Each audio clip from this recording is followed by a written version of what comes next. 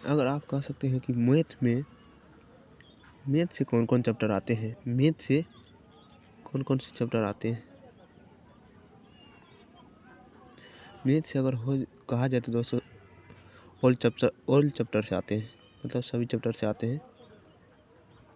जैसे इसमें ज़्यादा में कौन आते हैं, ज़्यादा में आपका हो गया पहला त्रिकोणमिति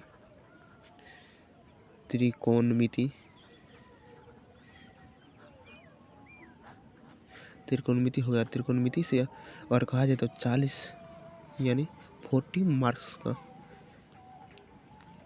का पूछा जाता है त्रिकोणमिति से।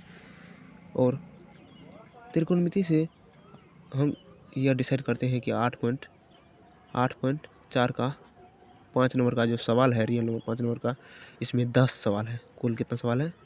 10 सवाल है। 10 में आप अगर 10 आपका कंसेप्ट क्लियर है कंसेप्ट, तो आप 5 नंबर वहाँ से ले सकते हैं। और आपका बहुलक भी 5 नंबर पूछा जाता है।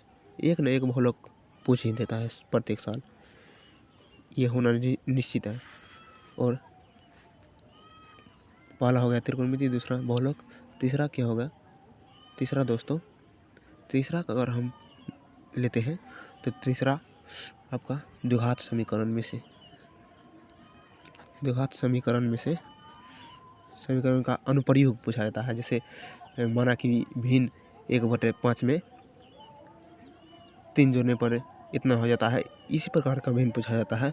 और एक चौथा क्या है तो ग्राफ पूछ देता है दोस्तों। ग्राफ यानी हो गया त्रिकोणमिति में से एक सवाल अगर पूछते हैं 5 नंबर का, एक हो गया, एक बहुलक में से, एक द्विघात समीकरण में से, एक ग्राफ में से, और एक रचना में से। इतना अगर आपका कंसेप्ट क्लियर है तो आप अच्छा से अच्छा मैथ में नंबर ला सकते हैं। तो मिलते हैं अगले वीडियो में। ठीक है दोस्तों, ओके, नमस्कार सब।